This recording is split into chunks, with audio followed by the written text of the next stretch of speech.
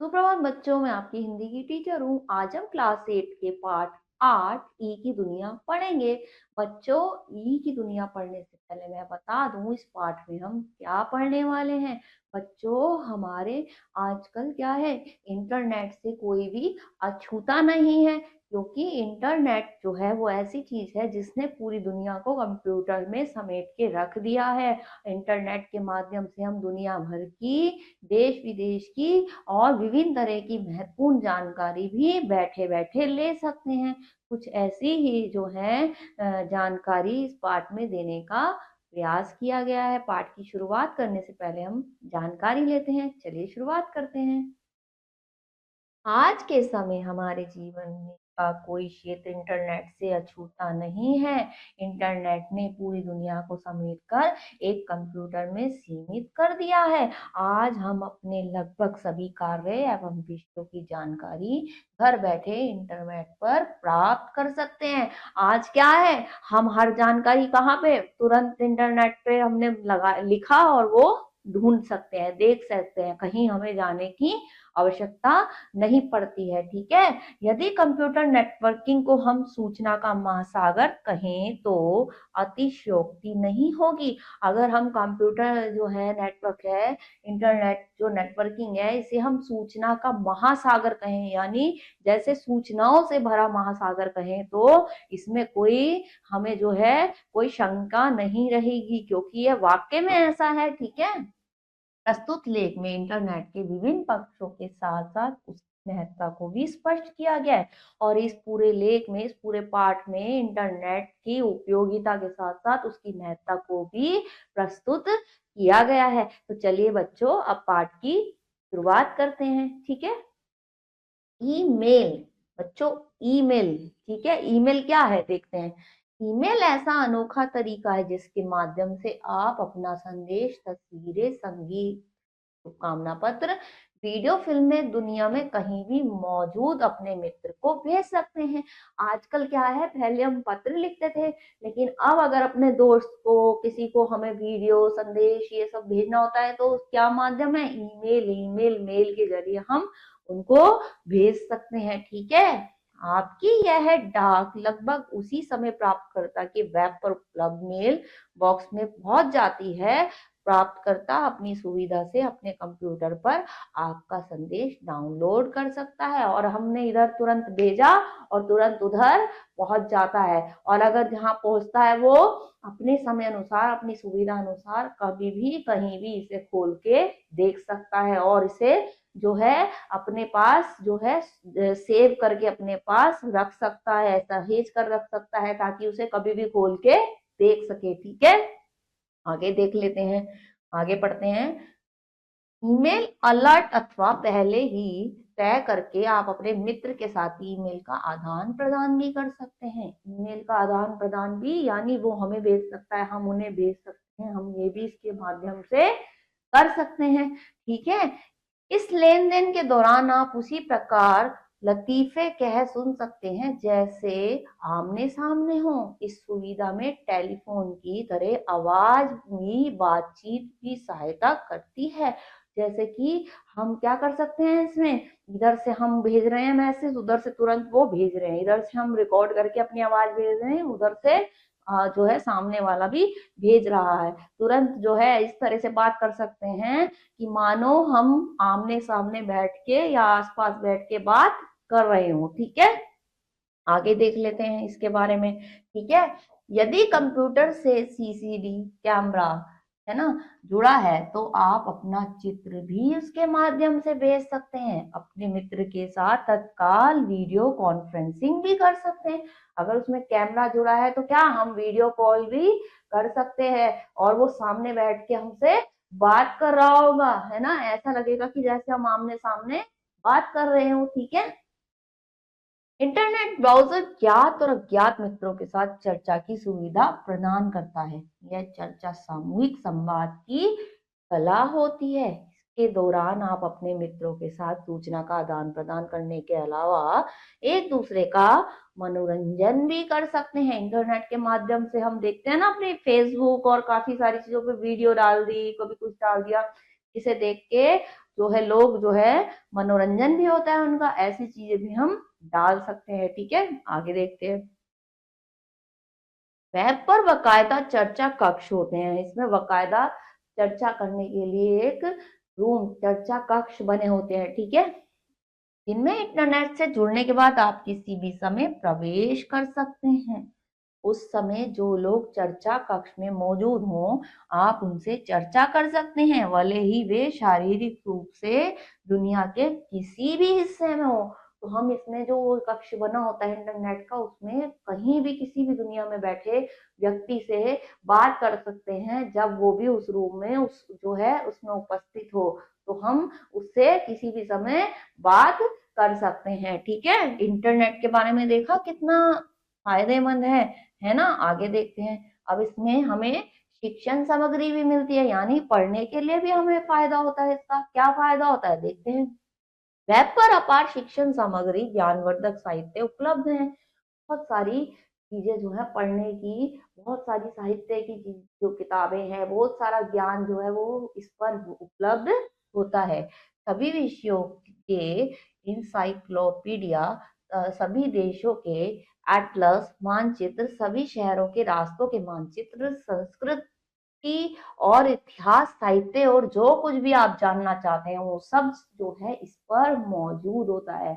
आप देखते हो ना नेट पे, आप इंटरनेट पे गूगल पे डाला, सर्च करा कि इतिहास में ये कहाँ है, और हमारे भूगोल में इसे क्या कहा जाता है, चंद्रमा कितने किल दूर है, और पानी कैसे आता है, और कौन सा राज्य किस जगह प्रसिद्ध है, कौन से राज्य की क्या चीज अच्छी लगती है, इसकी कौन सी राजधानी है, सब चीज हम किस पे देखते हैं, इंटरनेट पे हम आसानी से देख सकते हैं। ठीक है, नेट पर किसी विषय को तलाशने की प्रक्रिया मनोरंजक नहीं है, बल्कि कई बार उबाने वाली भी सिद्ध होती है।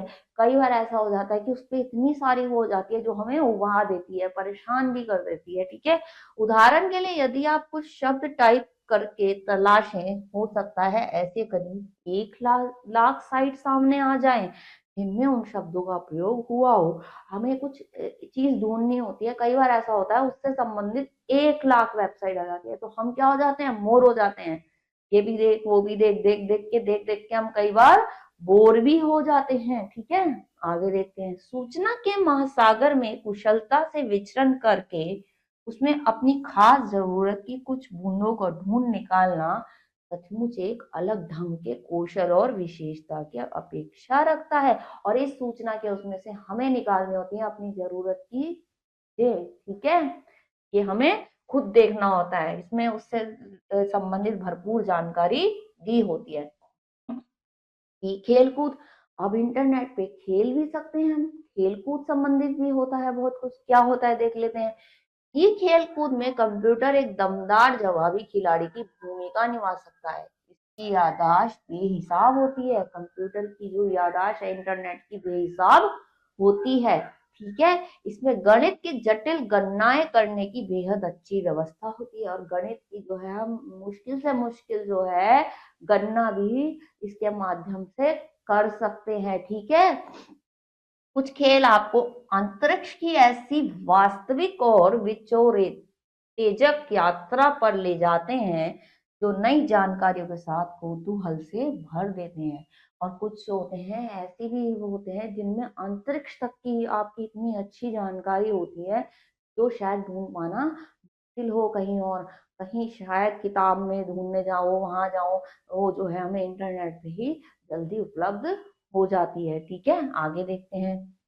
ये खेल सीडी रोम डिस्क से खेले जा सकते हैं, अथवा उन्हें आसानी से वेब के जरिए डाउनलोड किया जा सकता है। और ये जो खेल होते हैं आप देखते हो ना, हम अपने मोबाइल में कहीं गेम डाउनलोड करते हो, खेल डाउनलोड करते हो, वही उनके बारे में बता रहा है, वो आसानी से वेब के जरिए जो है डाउनलोड किए जा सकते हैं। ठीक है, आप कार दौड़ में हिस्सा ले सकते हैं, अपनी तोप से टैंकों को बरखचे उड़ा सकते हैं, लंबी दूरी की मिसाइलों की इमारतों के धमाके कर सकते हैं, लेजर किरणों से अंतरिक्षयान को धूल चटा सकते हैं।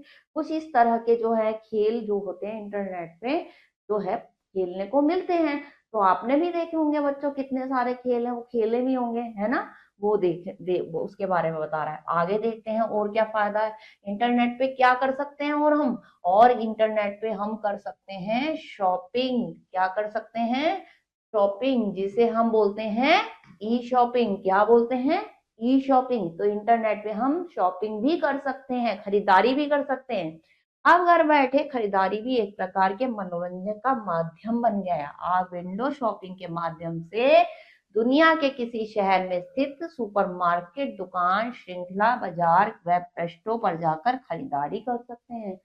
आप कहीं भी बैठे हो, चाहे वो जयपुर हो, चाहे वो कहीं भी हो, किसी भी जगह पे हो, वो आप ऑनलाइन खरीद सकते हैं। के लिए विभिन्न सारे बहुत सारे जो हैं माध्यम इंटरनेट पे बने होते हैं। जैसे कि आपने देखा भी होगा कि फ्लिपकार्ट, अमेजोन, काफी सारी जो होते हैं उनके माध्यम से हम उसमें सर्च करके जो भी हमें चाहिए होता है ऑनलाइन अपने घर मंगवा सकते हैं। ठीक है, हमें कहीं जाने की आवश्यकता नहीं पड़ती है। ठीक है, आप पेरिस की किसी फर्म से डिजाइनर ड्रेस खरीद सकते हो। के लिए आप ईमेल द्वारा अपने कंप्यूटर से जुड़े सीसीटीवी कैमरे के माध्यम से वीडियो चित्र भेजिए और अगले कुछ ही मिनट में आप अपने ड्रेस को पहनकर फैशन शो रैम करते हुए पाएंगे।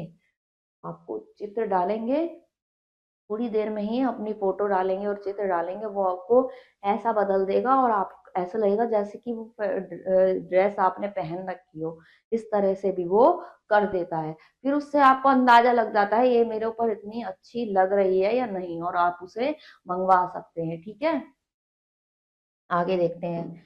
आप तमाम कोनों से अपने आप को देख सकेंगे। आप उसमें तब्दील निर्देश भी दे सकते हैं और उसको संशोधित रूप को एक मॉडल के रूप में अपने चित्र पर पहना कर दिखाने के लिए कह सकते हैं। यह सब करने के बाद आप उन्हें क्रेडिट कार्ड नंबर दे दें तो आपके लिए नई ड्रेस सिलकर डाक द्वारा भेज देंगे। वही मैंने जो बताया आपको कि आप पहन के देखेंगे, आप अपने ऊपर अगर अच्छी लगेगी तो आप उसे मंगवा सकते हैं और वो आपके घर आ जाएगी। ठीक है, आगे देख लेते हैं। अब जब कभी सैर के लिए जाएं तो अपने साथ नया डिजिटल कैमरा ले जाना ना भूलें। इसमें किसी रील का इस्तेमाल नहीं होता। डिजिटल कैमरा तक बन गया है जिसमें किसी प्रकार की रील लगाने का इस्तेमाल नहीं होता।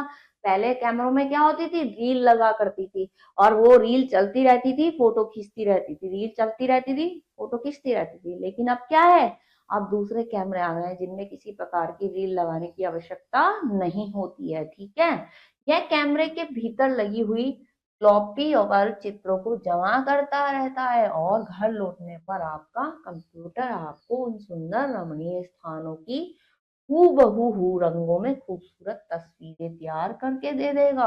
और ये ऐसा कैमरा है, इसमें आप फोटो खींचते रहो और वो उसकी फ्लॉपी में जो है सेव होते रहेंगे और घर आके आप कंप्यूटर में डालेंगे तो जिस रंग की आपने वो तस्वीरें खींची हैं वैसी की वैसी खूबसूरत तस्वीरें निकलकर कंप्यूटर में सामने आ जाती हैं। ठीक है, आप ईमेल के माध्यम से इन चित्रों को अपने मित्र को भेज सकते हैं और उसके साथ जानकारी और सूचनाओं के आदान प्रदान का सिलसिला शुरू कर सकते हैं। आखिर नेटवर्क से जुड़े ई मनोरंजन के सदाबहार स्रोत का यही तो लाभ है। तो बच्चों, इंटरनेट के बारे में आपने कितना कुछ जाना कि इंटरनेट से कितना लाभ है। इसके नुकसान भी होते हैं लेकिन हमें इनका क्या करना चाहिए, अच्छी जगह प्रयोग करना चाहिए, कभी दुरुपयोग नहीं करना चाहिए, गलत प्रयोग नहीं करना चाहिए। और किस लिए प्रयोग करना चाहिए, पढ़ाई में यूज प्रयोग कर सकते हैं हम, खरीदारी में, कहीं जानकारी लेनी हो उसके लिए, दोस्तों से बातचीत के लिए, अपनों से वीडियो कॉल के माध्यम से बातचीत करते हैं, मेल कर सकते हैं, बहुत सारे ऑफिस के काम होते हैं। तो काफी सारा जो है सब कुछ जो है पूरी दुनिया जो है इंटरनेट में जो है उपलब्ध है। घर बैठे आप बहुत कुछ मंगवा भी सकते हैं चाहे वो कहीं भी हो। तो कितने सारे फायदे हैं, हमें इनके फायदों पे जाना चाहिए, नुकसान पे नहीं जाना चाहिए। जो नुकसान वाली चीजें हैं उसे बिल्कुल भी देखना भी नहीं चाहिए, उनसे बचना रह चाहिए। ठीक है ना बच्चों, इस पार्ट को दोबारा से पढ़िएगा, अगले पार्ट में कुछ और पढ़ाएंगे। तब तक के लिए आप अपना ख्याल रखिए। ठीक है, ओके।